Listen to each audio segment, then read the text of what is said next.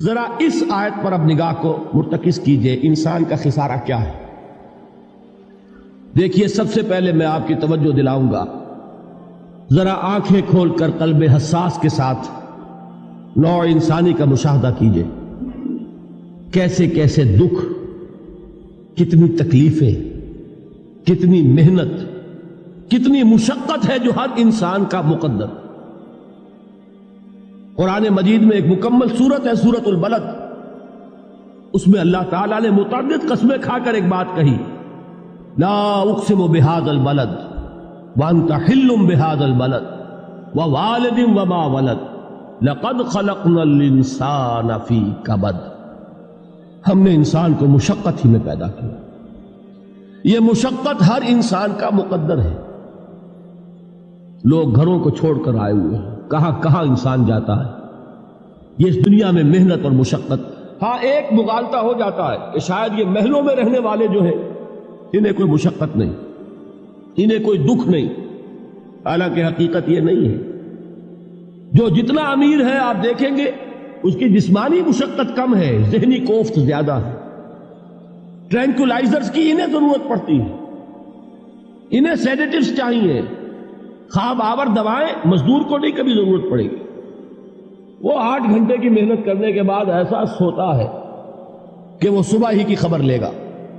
اور یہ وہ لوگ ہیں کہ جن کو ہپنوٹکس، خواب آور دوائیاں، سیڈیٹیوز، مسکن ادویات، یہ سارا لیبنیم اور یہ ویلیم اور یہ فلاں اور یہ فلاں، یہ کہاں جاتے ہیں؟ ذہنی سکون اور اطمینان انسان کو حاصل نہیں۔ کسی کی جسمانی مشقت ہے، کسی کی ذہنی مشقت۔ میں آپ کو یاد دلانا چاہتا ہوں مہاتما گوتم بدھ کا معاملہ۔ 30 برس کی عمر میں کپل وستو کا شہزادہ محل کو چھوڑ کر نکل گیا، جوان بیوی کو سوتا ہوا چھوڑ کر گیا، شیر خوار بچے کو چھوڑ کر گیا، راجدھانی میں رہنے والا محل کا باسی، جسے یہ معلوم ہے کہ باپ کے بعد مجھے یہ سلطنت ملنے والی ہے، کیوں گیا؟ کبھی کبھی آپ نے سوچا؟ اس نے انسان کے غم اور دکھ کا مشاہدہ کیا۔ اس نے دیکھا کوئی اندھا ہے، ٹھوکر کھا کر گر رہا ہے، کوئی والدین کھڑے ہوئے رو رہے ہیں اور ان کی نگاہوں کے سامنے ان کا نہایت محبوب بچہ دم توڑ رہا ہے اور وہ کچھ نہیں کر سکتا۔ اس نے سوچا یہ صدمہ کیوں ہے انسان کا، یہ دکھ اس کا مقدر کیوں ہے؟ اس صدمے سے، اس دکھ سے نجات پانے کی بھی کوئی شکل ہے کہ نہیں؟ انسانوں کی ایک عظیم اکثریت، شاہ ولی اللہ دہلوی رحمۃ اللہ علیہ کے الفاظ ہیں کہ وہ لدو اونٹ اور کولو کا بیل بن کر زندگی بسر کرتی ہے۔ جو 8 گھنٹے تک اینٹیں ڈھو رہا ہو، اس شخص کا تصور کیجیے آپ، وہ واقعی انسان ہے یا حیوان بن گیا ہے؟ اور 8 گھنٹے کی اس محنت کے بعد بھی ہو سکتا ہے کہ 2 وقت کی روٹی اسے پوری نہ ملے۔ اور یہ تو ہو سکتا ہے، نہیں ہوتا ہے کہ اگر بچہ بیمار پڑ گیا ہے تو شاید کوئی برتن بیچے بغیر اس کی دوا کا سامان نہ کر سکے۔ ایسا شخص کتنے بوجھوں تلا دبا ہوا ہے، کتنی مشقت کے اندر پسا ہوا ہے۔ لدو اونٹ اور کولو کا بیل، انسانوں کی عظیم اکثریت اس سطح پر زندگی بسر کرتی ہے۔ لیکن آپ کو معلوم ہے کہ کولو کے بیل کے لیے مشقت ہی مشقت ہے، اس کے احساسات یہ نہیں ہیں جو کہ ان سے انسان کو جو صدمہ پہنچتا ہے۔ ایک بیل کو اس سے کوئی غرض نہیں کہ اس کا کوئی بچہ بھی تھا کہ نہیں تھا، اس کو کوئی بخار ہوا ہے یا کیا ہوا ہے، اس صدمے سے وہ بیل بچا ہوا ہے۔ گھوڑے کو کوئی پتہ نہیں کہ میرا بھی کوئی اولاد میری ہے یا نہیں ہے، اور مجھے اس کا کوئی صدمہ ہے یا دکھ ہے، کوئی پتہ نہیں۔ لیکن انسان کا معاملہ یہ ہے کہ والدین کو جو جو دکھ دیکھنے پڑتے ہیں اپنے بچوں کے لیے، اپنی اولاد کے لیے۔ رات کی نیند ہے حرام ہے اس لیے کہ بچہ بخار میں تپ رہا ہے یا درد سے تڑپ رہا ہے، لہذا نہ ماں سو سکتی ہے نہ باپ سو سکتا۔ میں نے ایک موقع پر دیکھا، لاہور میں کیروسین آئل، اس زمانے میں ابھی سوئی گیس نہیں آئی تھی، اور اکثر و بیشتر جو ہے یہی مٹی کا تیل جو ہے ایندھن کے طور پر استعمال ہوتا تھا، اس کی شارٹیج ہو گئی تھی۔ تو کئی فرلانگ لمبی قطاریں لگتی تھی ان دکانوں کے باہر، ڈپوں کے باہر، اور ایسے ایسے منظر بھی کہ ایک خاتون برقع پوش، ایک گود میں بچے کو لیے ہوئے، ایک کی انگلی پکڑے ہوئے، بوتل ہاتھ میں لیے ہوئے تیل کے لیے، اور کئی گھنٹے کھڑی ہے دکان۔ یہ مشقت انسان جھیلتا ہے کہ نہیں؟ غالب نے اس کا نقشہ کھینچا ہے کہ رنج سے خوگر ہوا انسان تو مٹ جاتا ہے رنج. مشکلیں اتنی پڑی مجھ پر کہ آسا ہو. ہم بھول جاتے ہیں، ورنہ واقعہ یہ کہ قلب حساس ہو اگر، اور قید حیات و بند غم اصل میں دونوں ایک ہیں. موت سے پہلے آدمی غم سے نجات پائے کیوں؟ اچھا یہ تو ہوا لقد خلقنا الانسان فی کبد. حیوانات کا معاملہ ایک اور اعتبار سے آسان ہے.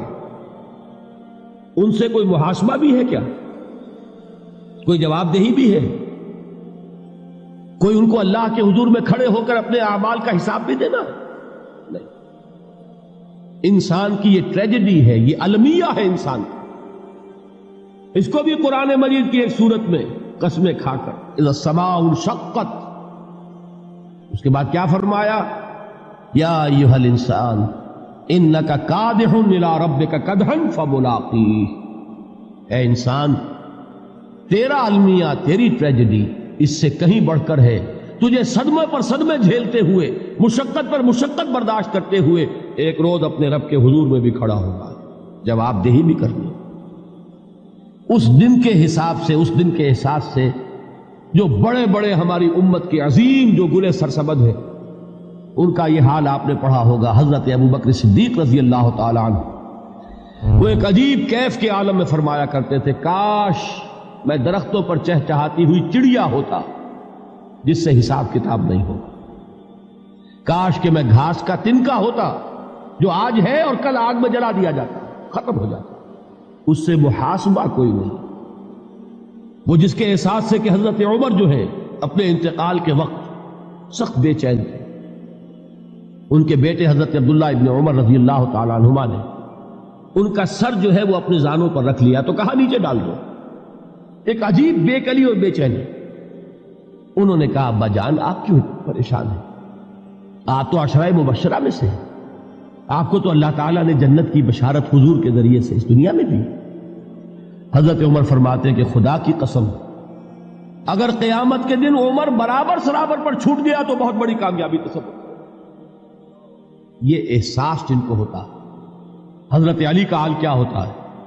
ابھی جو آپ نے حافظ صاحب سے سنا، یہ حضرت علی کا معاملہ ہے کہ ایک تیر پیوست ہو گیا تھا، کسی طرح نکل نہیں رہا تھا. حضرت علی نے فرمایا کہ اچھا چھوڑو مجھے، میں نماز کی نیت باندھتا ہوں. نماز کی نیت پڑھتے تھے تو لرزتے تھے، کانپتے تھے. کس کے سامنے کھڑا ہوں اور کس کے سامنے مجھے ایک دن جواب دہی کے لیے کھڑا ہونا ہوگا. لن تزولا قدم ابن آدم، حضور نے خبر دی ہے ابن آدم کے قدم ہل نہیں سکیں گے. جیسے مجرم کھڑا ہوتا ہے کٹہرے کے اندر، اس کٹہرے میں سے ہل نہیں سکو گے حتی یسأل عن خمس، جب تک کہ 5 چیزوں کا حساب نہ لے لیا جائے. وہ 5 چیزیں کیا ہیں؟ کان کھول کر سنیے. عن عمرہ فیما افناہ، عمر کا حساب دو. یہ 80 برس اور 70 برس ہم نے تمہیں دنیا میں دیے، کہاں ضائع کیے؟ وعن شبابہ فیما ابلاہ، اور خاص طور پر جوانی کا دور، امنگوں کے دن، ولولے ہوتے ہیں، قوت ہوتی ہے، توانائی ہوتی ہے، آدمی چلتے ہوئے زمین پر پاؤں مارتا ہے، قوت جو ہے وہ اپنا اظہار چاہتی ہے. یہ جوانی کہاں گلائی؟ حساب دو، ایک ایک لمحے کا حساب دو. وَعَن مَالِهِ مِنْ أَيْنَ اكْتَسَبَهُ وَفِيمَا أَنْفَقَهُ، ایک ایک پائی کا حساب دو. مال کا کہاں سے کمایا تھا، حلال سے کہ حرام سے، اور کہاں خرچ کیا تھا، گل چھروں میں، عیاشیوں میں، یا نیکی کے کاموں میں، ادائے حقوق اللہ کے دین کے لیے. 4 سوال ہو گئے.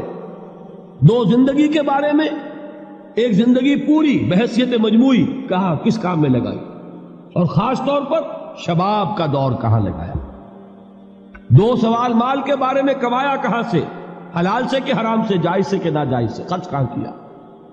اور آخری سوال وعما عمل فیما علم، جو علم حاصل کیا تھا اس میں عمل کتنا کیا.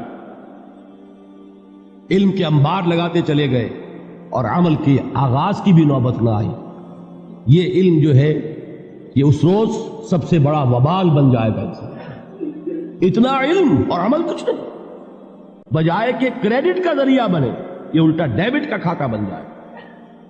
یہ جواب دہی کا احساس ہے کہ جس کی وجہ سے انسان کی ٹریجڈی جو ہے وہ دوہری ہے. کوئی حیوان اتنے بوجھ تلے نہیں. مشقت کی، محنت کی، اس زندگی میں ختم ہوئے، اس کے بعد کوئی محاسبہ نہیں.